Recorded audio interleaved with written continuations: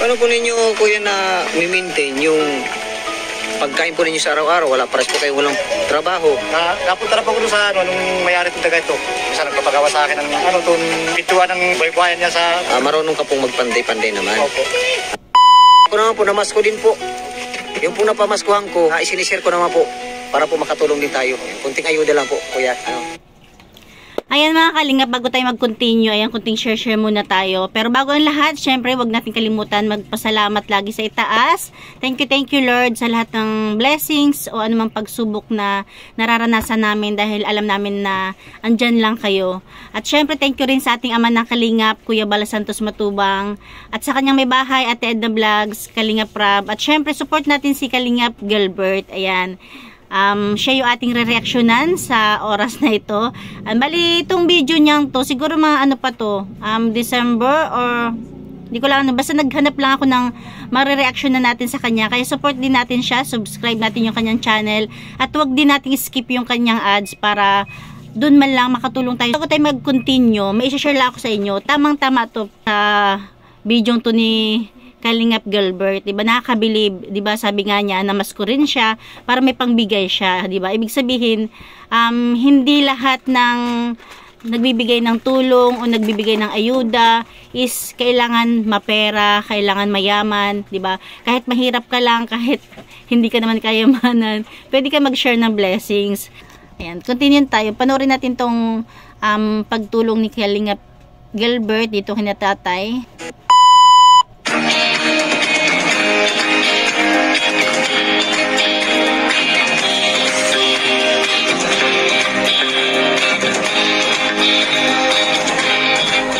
In fairness, ang ganda ng intro ni Kuya Gilbert, 'di ba? Talagang pang charity, may adventure, o nga naman kasi 'di ba, ang nagcha-charity ang nag-scout kung saan sa nakakarating. Kaya ang ganda ng intro ni Kuya Gilbert. Welcome to my YouTube channel, Kalingap Gilbert. Diretso po tayo, ating pong pag-scout. At meron po tayong nakita dito na pwede po natin matulungan at bigyan po natin ng pabigas at saka grocery po. Yan, at nandito po tayo kay tatay, na po pangalan ninyo? Magandang hapon po. Fernando Batalya po. Fernando Batalya. Kumusta po siya? Mabulit man. Taga rito ka po talaga? Taga rito ka? Po, Samar po. Taga Samar ka. Paano ka po napunta dito? Taga dito po yung asawa ko po. Taga dito ang asawa mo sa lugar Tinanan pala ni nanay si Kuya. Charis lang. na ito? Opo. Ito pong ano po ninyo, tawag dito, tinitirahan ninyo, sarili po ninyo? Hindi po. O kanino po yan? Ano po, nakikitira lang po kami dito sa akin, Kagawad Book po.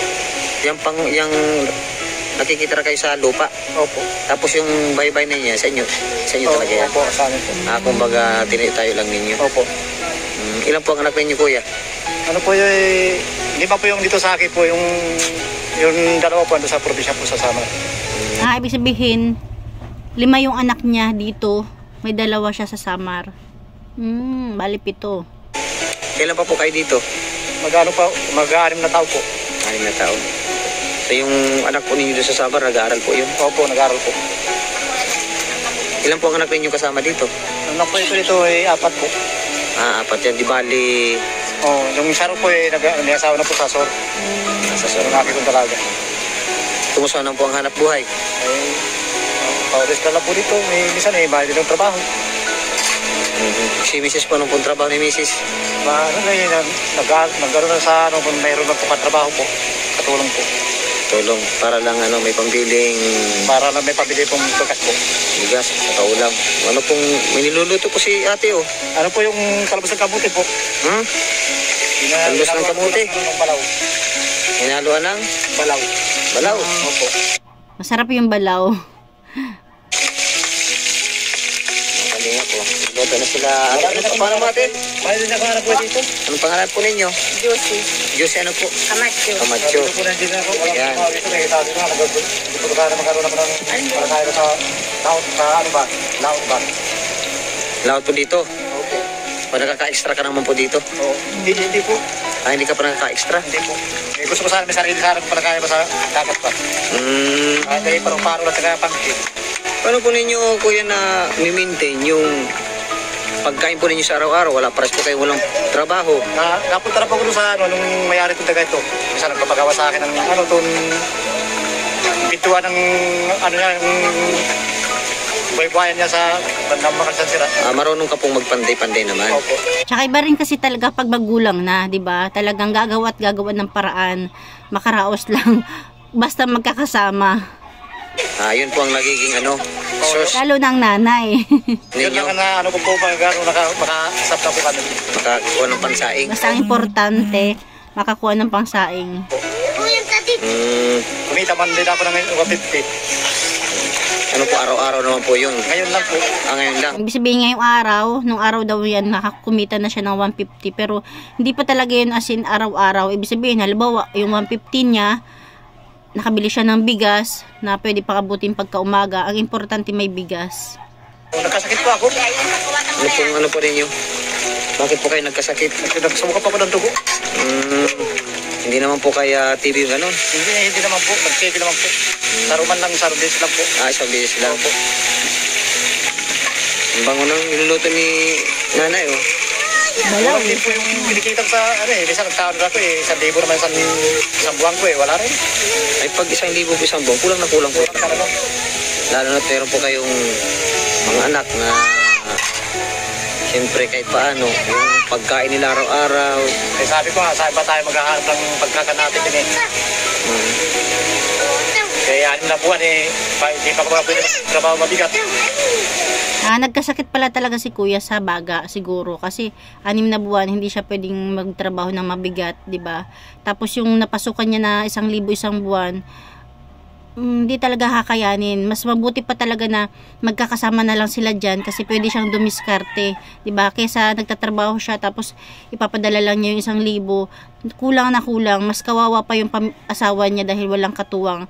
At least diyan kung magkakasama sila, pwede niyang sa araw-araw, pwede siyang magdiskarte. Nanay, kumusta po ang kumusta po ang buhay-buhay? Wala pong kanya po walang permanenteng trabaho yung kasawa po ninyo. Pag wala ko dyan, minsan po wala pong nakainin kasi minsan po kulang po nag-aaral po yung mga anak ko. Minsan po maghahanap po ng trabaho. Naghahanap. Kauwi ko lang po kaming bataan. Namasko po ako sa mga kapatid ko. Nakapas ka naman po. Pamasahe lang po kasi sumabay. Nag-uwi naman po yung mga anak-anak po niya sa una. Kasi ibibigay po sa akin na ibigay po dun sa pamangkin ko po. Kaya nakuha ko man lang po nung pamasahe lang po pa uwi. Kasi nag-aaral naman po yung dalawang pamangkin ko high school po ay. Ano po ang po ninyo ngayon? Yung pong... Ibig sabihin parang pumunta si nanay sa kapatid niya para mamasko. Kaya lang meron din siguro pamangkin niya na namasko sa kanya. Doon din niya naibigay. Nakauwi lang siya, pamasahe lang talaga. Trabaho po ninyo ngayon? Minsan pag mahanap pa lang po, pag kasamang bahay po, sa loob ng bahay po. Kumbaga maghahanap pa lang po kayo? Opo. Kumbaga kung ano lang po yung nandito ninyo, kapag kayo lang po pinagkakasya-kasya talaga? Ayun po. Kasi tira ko po, yung pinamaskuhan ng anak ko pong maliit. Ang napaskuhan man po ito 1,000. Yun na lang po ang inuunti-unti ninyo, yung pinamaskuhan. Buti lang po, masipag mamasko yung anak ninyo. Ay, dalawang lang po ito sa mataan po. Sa pinsan ko po, nakapasko po ay 500 sa pinsan ko hair caring na rin. Tapos kay Rowena, kay Tia po. Tapas ko po. Hindi naman pala nag-ikot-ikot. Parang yung pinuntahan nila, dalawang tiyahin, binigyan ng pera. Dalawang tiyahin ko po. Mas po, kumbaga malaki po ang naitulong o napaskuhan ng anak ninyo kasi yung po ang nagiging ninyo, binibili-bili po ninyo ng pagkain. Ito po yung di po kayo nababasa dito sa bahay po ninyo? Nababasa po Teka na po ng mga year na